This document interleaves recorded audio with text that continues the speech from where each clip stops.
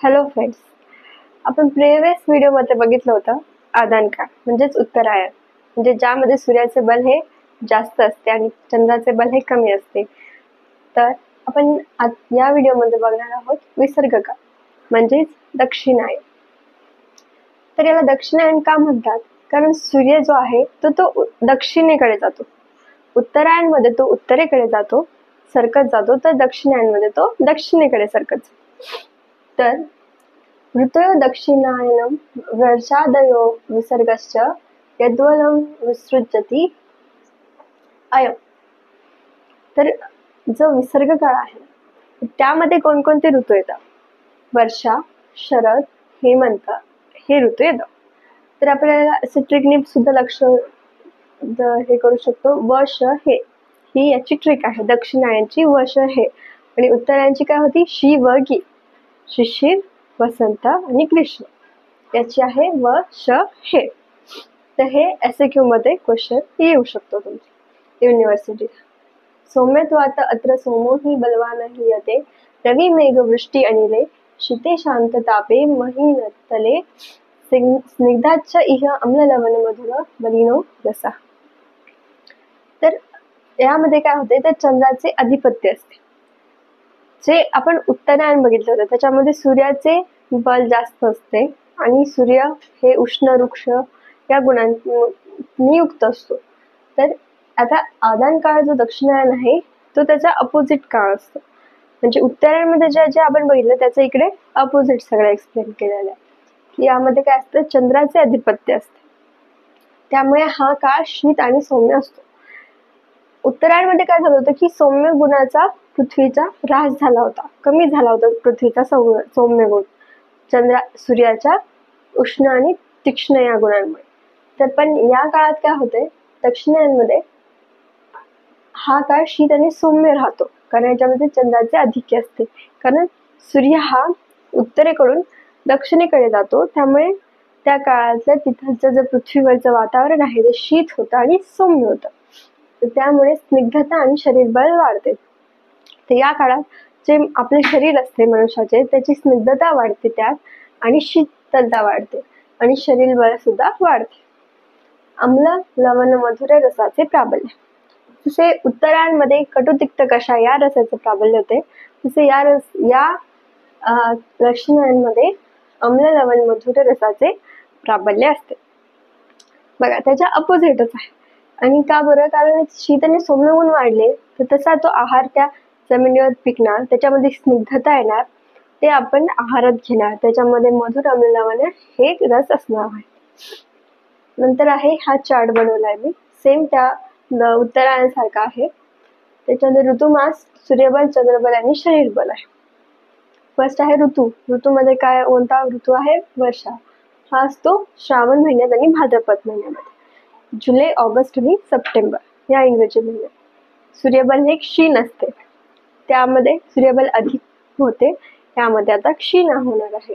चंद्रबल हे पूर्ण आहे आणि शरीर बल हे हीन आहे. म्हणजे वर्षा ऋतूमध्ये शरीर बल हे हीन मानले जाते. जे शरद ऋतू आहे नेक्स्ट, त्याच्यामध्ये अश्विन आणि कार्तिक महिन्यात येतो, सप्टेंबर, ऑक्टोबर आणि नोव्हेंबर. यामध्ये सूर्यबल हे क्षीण आहे आणि चंद्रबल हे पूर्णतर आहे. म्हणजे चंद्रबल हे वाढत जाते ग्रॅज्युअली आणि सूर्यबल हे डिक्रीज होत जाते आणि शरीर बल हे मध्य होते, म्हणजे हे सुद्धा इन्क्रीज होते. हेमंत ऋतूमध्ये मार्गशीर्ष आणि पौष हा महिना येतो. हा नोव्हेंबर, डिसेंबर आणि जानेवारी महिन्यामध्ये सूर्यबल क्षीणतम म्हणजे सर्वात कमी आणि चंद्रबल पूर्णतम म्हणजे सर्वात अधिक आणि शरीर बल श्रेष्ठ म्हणजे सर्वात जास्त. तर हे आपण विसर्ग काळ किंवा दक्षिणायन याला आपण विंटर सीझन एक म्हणू शकतो. कारण याच्यामध्ये जसं ऋतू आपण समोर जात आहे तसं तिथं शीत आणि सौम्य हा गुण वाढत जात आहे. बघा चंद्रबल हे पूर्णतम होतं, म्हणजे हे शीत आणि सौम्य गुण हा वाढत जातोय. म्हणजे जसं आपण वर्षाकडून शरद आणि हेमंत कडे जातो, डिसेंबर पर्यंत जानेवारी पर्यंत आपल्याला थंडी हा विंटर सीझन असतो आणि एक्स्ट्रीम असतो तो विंटर सीझन. त्याच्यामुळे तर सौम्य गुण वाढलेला दिसत आहे आणि शीत गुण सुद्धा वाढलेला दिसत आहे. तर असे हे दक्षिणायन आहे. हे 5 मार्काला SEQ मध्ये युनिव्हर्सिटीला लिहिता येईल. तर हा एक दक्षिणायनचा झाला.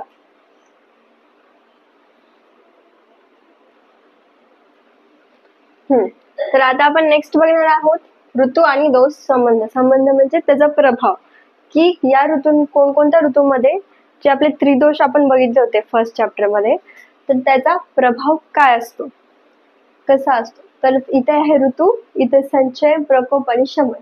तर संचय म्हणजे काय पहिले बघू. की संचय मीन्स साठणे. सपोज एखादी गोष्ट आहे, आपण तिला जमा करतो एका ठिकाणी, तर ती साठते तिथे, है ना. तर ते साठणे. जसे आपले दोष आपल्या बॉडीमध्ये साठत जातात म्हणजे त्यांचा संचय. प्रकोप, प्रकोप म्हणजे काय, तर ते जे साठलेले दोष आहेत मग ते अजून साठून ते लिमिटच्या बाहेर होतात, म्हणजे त्यांचा प्रकोप होतो. आणि शमन, शमन मीन्स ते दोष संचय सुद्धा नसतो आणि प्रकोप नसतो, ते दोष त्यांच्या समस्थितीमध्ये असतात, त्याला शमन म्हणतात. जसे आपण एक एक्झाम्पल देतो की सपोज ही एक अशी, हा एक असा ग्लास आहे, ठीक आहे. आता याच्यामध्ये आपण पाणी टाकलं सपोज, तर ते पाणी इथपर्यंत आपण भरलं अर्ध्या ग्लासमध्ये, तर ते त्याचा काय झाला, पाण्याचा संचय. मग आपण अजून पाणी टाकलं त्याच्यात, अजून पाणी टाकलं, तर मग आणि ते इतकं पाणी टाकलं की ते पाणी असं बाहेर येते त्याच्यातून. तर मग याचा पाण्याचा काय झाला, प्रकोप झाला. आणि नंतर जर याच्यामध्ये पाणी जे आहे ते पाणी काहीच नसेल, सपोज पाणी एम्प्टी आहे, तर आता हा दुसरा ग्लास आहे आणि याच्यामध्ये पाणीच नाहीये, फक्त थोडस याच्यामध्ये बॉटम लाईनला एक पाणी आहे थोडस, तर ते झालं त्याचं शमन, समन स्थिती. तर हे असं प्रकोप, संचय आणि शमन आहे. तर हे आपण बघितलं आहे. तर आता दोषांचे सुद्धा आपल्या शरीरामध्ये असे संचय, प्रकोप आणि शमन होत असतात. तर आपण कोणकोणत्या ऋतूमध्ये कोणकोणत्या दोषाचं होतं ते आपण बघू. सर्वात पहिले आहे शिशिर ऋतू. तर शिशिर ऋतूमध्ये काय होतं, संचय होतो. कोणाचा, कफाचा संचय. संचय म्हणजे काय, शरीरामध्ये कफ साठून जातो. प्रकोप हा कोणत्या ऋतूचा होत नाही आणि शमनही कोणत्या ऋतूचा होत. नेक्स्ट आहे वसंत ऋतू. वसंत ऋतूमध्ये काय, संचय होत नाही कोणत्याच दोषाचा, प्रकोप होतो, म्हणजे कफाचा प्रकोप व्हायला लागतो. म्हणजे बघा, जे दोष आहे त्याचा वसंत मध्ये प्रकोप आहे, म्हणजे वसंतामध्ये तो प्रकोपित झालाय, कारण तो शिशिर मध्ये त्याचा संचय सुरू झाला होता. नंतर आहे शमन, आणि जेव्हा ग्रीष्म ऋतू येतो तेव्हा त्याचे कफाचे शमन होते. आता ग्रीष्म ऋतू कशात येतो, उत्तरायणमध्ये, त्याच्यामध्ये सूर्यबल जास्त असते, म्हणून कफदोष हा काय होणार, कमी होणार, कारण उष्णता आणि कफदोषाची जी स्निग्धता आहे ते अपोजिट आहे एकमेकांशी, म्हणून कफदोष हा शमन होईल. नंतर आहे ग्रीष्म ऋतू, त्याच्यामध्ये वात दोष त्याचा संचय होतो. तर याच्यामध्ये सूर्याचे बल हळूहळू वाढायला सुरुवात होत होती, त्याच्यामुळे याच्यामध्ये सूर्याचे बल सगळ्यात जास्त होते, म्हणून याच्यामध्ये वात दोषाचा संचय होईल आणि कफदोषाचे शमन होईल. वर्षा ऋतू, वर्षा ऋतूमध्ये पित्त दोषाचा संचय होतो, म्हणजे वर्षा ऋतू जे आहे, जो रेनी सीझन म्हणतो, त्याच्यामध्ये पित्त जो दोष आहे त्याचा संचय होण्यास सुरुवात होतो. वात दोषाचा प्रकोप असतो, म्हणजे वात दोषाचा त्याच्यात प्रकोप होतो, आणि शमन कोणत्या दोषाचं होत नाही. दिन आहे शरद. शरद मध्ये संचय होत नाही, प्रकोप होतो, पित्त दोषाचा प्रकोप होतो आणि वात दोषाचे शमन होते. म्हणजे ग्रीष्मामध्ये वाताचा संचय झाला होता, तर प्रकोप वर्षा ऋतूमध्ये झाला होता आणि शमन हे शरद मध्ये. तसे हेमंत ऋतूमध्ये संचय कोणाचा होत नाही, प्रकोप होत नाही, फक्त शमन होते पित्ताचे. आता आपण वेगळ्या याने व्ह्यूनी बघितला तर आपण असं लक्षात ठेवू शकतो की कफदोषाचा शिशिरमध्ये संचय, मग वसंतमध्ये प्रकोप आणि ग्रीष्ममध्ये शमन. वात दोषाचा ग्रीष्ममध्ये संचय, वर्षामध्ये प्रकोप आणि शरदमध्ये शमन. तसेच पित्त दोषाचा वर्षामध्ये संचय, शरदमध्ये प्रकोप आणि हेमंत ऋतूमध्ये शमन, हे असे आहे.